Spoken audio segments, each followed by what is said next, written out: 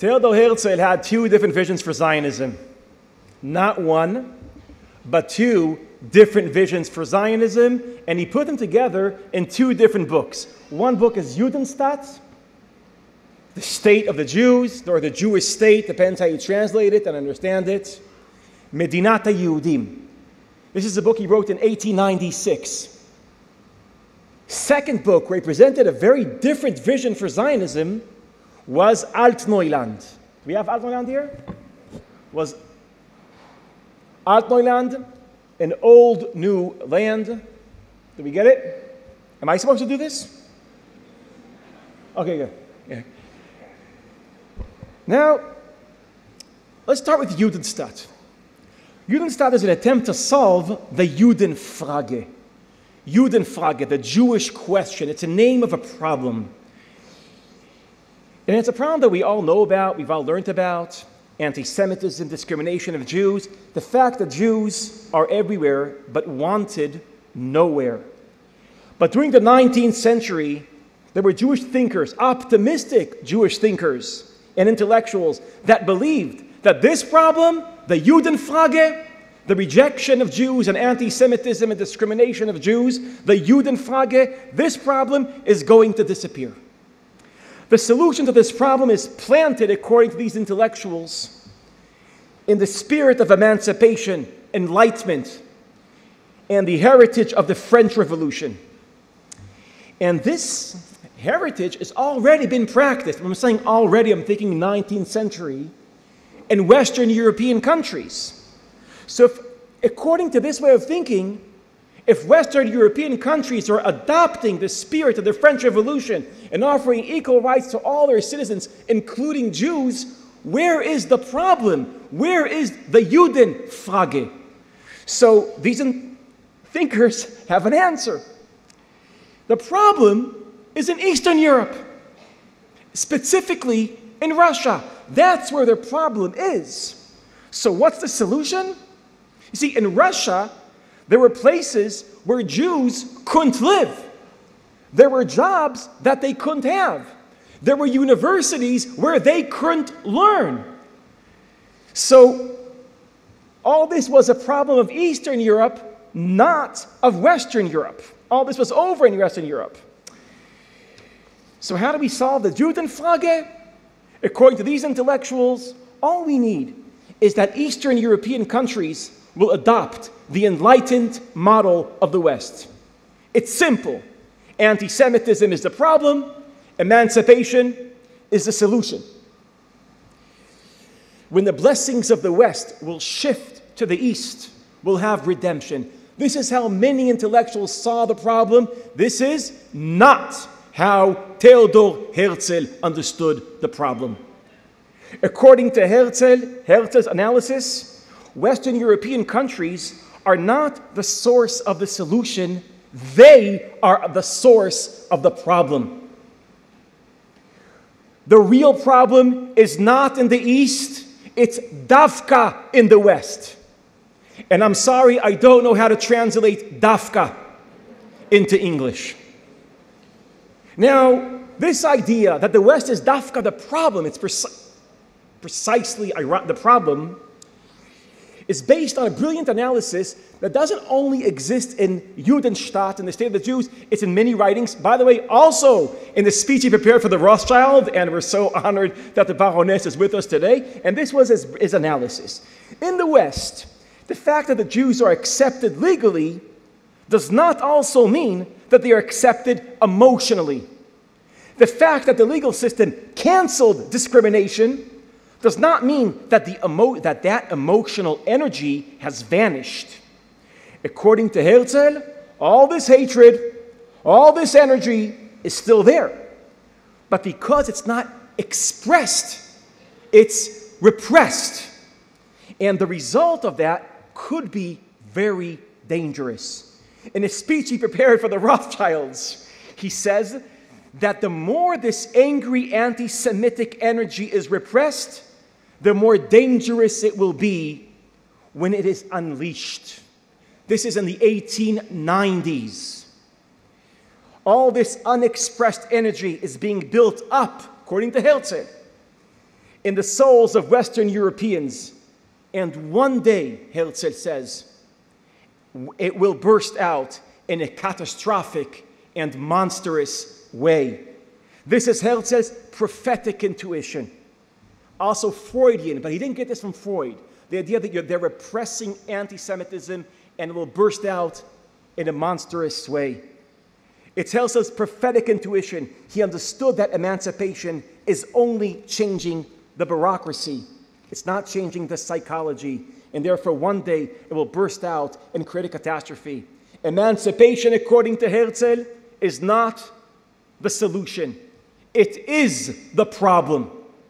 Or better put, it amplifies the problem.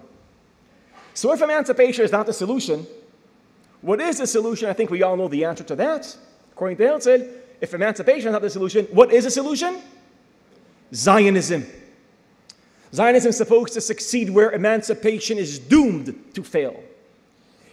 Now, I just presented what I understand, the brilliant and prophetic analysis of Theodor Herzl.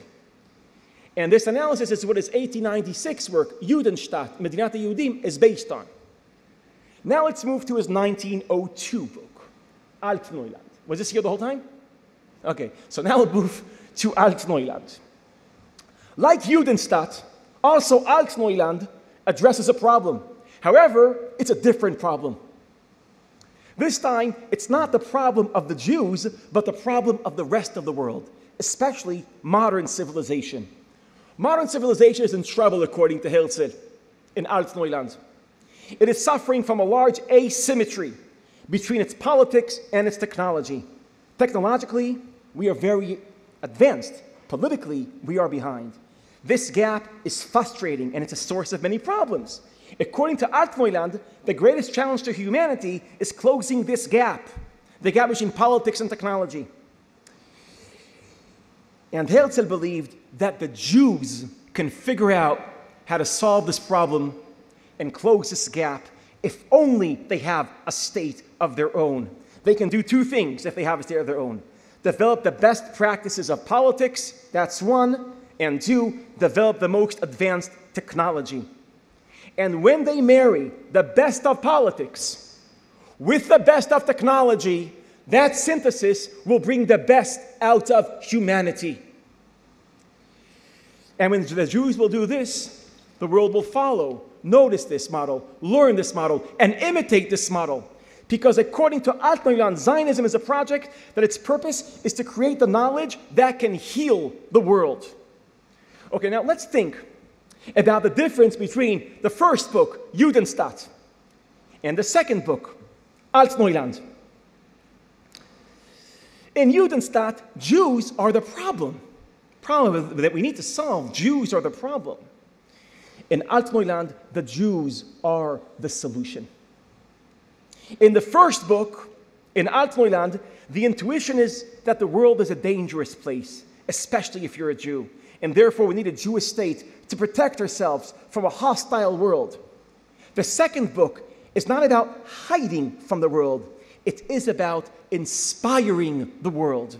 These are two different visions for Zionism. And the interesting thing is that they are both Herzl. I am sure that Israelis are in the room, and I have a hunch that... Mipo Israeli? Okay. So I had a hunch there will be a lot of us in this room. So Israelis in the room, I've noticed that Israel has always been trapped between these two intuitions. What is Israel about?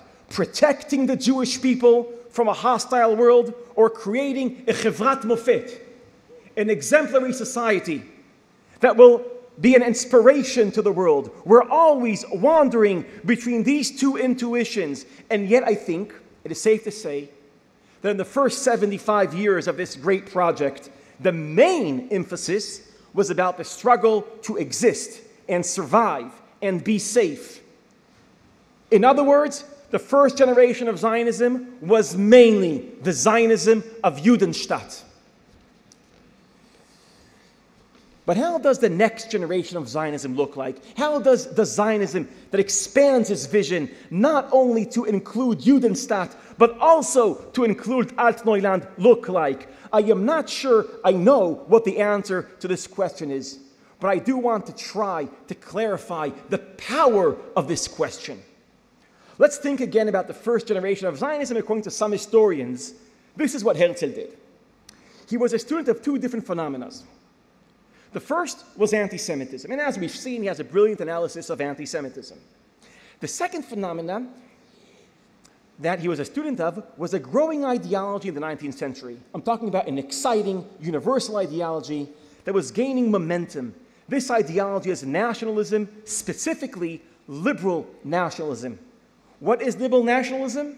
In a nutshell, this is how it was articulated by Giuseppe Mazzini, the Italian philosopher. This is it. Just like individuals have rights, also nations have rights. What's the right of nations? The right to govern yourself by yourself. Or in other words, the idea that every nation deserves a state of its own. Now this is a universal, exciting, progressive vision because it's liberal nationalism, that the world won't be governed by empires. It will be governed by nations that are liberated, that are governing themselves by themselves. So what did Herzl do? He connected this universal ideology of liberal nationalism with the particular Jewish problem of anti-Semitism. He realized that liberal nationalism is the solution to the Judenfrage. In other words, Herzl found a universal solution to a Jewish problem. So what does the next generation of Zionism look like? What does the Zionism of Altneuland look like? I think it's about turning the model upside down. If the first stage of Zionism was about finding a universal solution to the Jewish problem, maybe the next stage of Zionism is about finding Jewish solutions to universal problems.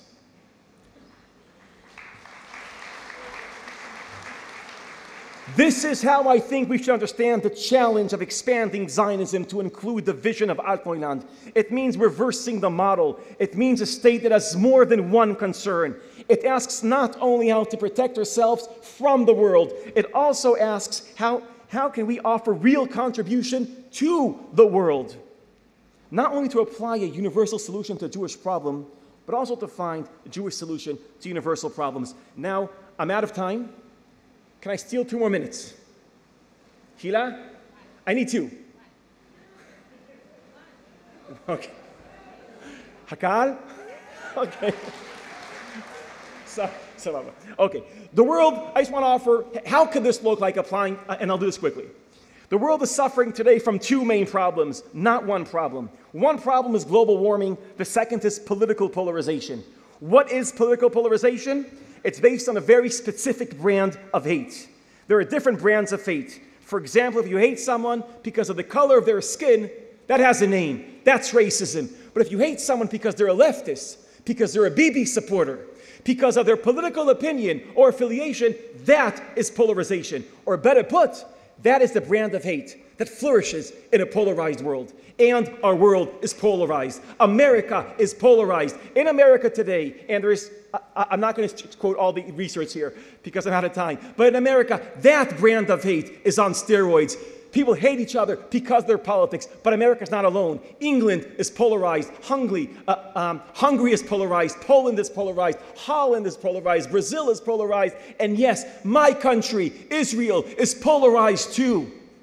People hate each other because of their politics. Rabbi Jonathan Sacks put it this way in his Zecher Tzadik Livracha, in his last book, Morality, which I think is his most important book. He writes comes out a few months before he passes away. That political polarization is a societal equivalent of global warming. The world has serious problems. The first generation of Zionism was to ask, can we find a universal solution to a Jewish problem? The next generation of Zionism, the Zionism not of Judenstaat, but of Altneuland, could sound different. How do we find Jewish solutions to universal problems? Thank you very much.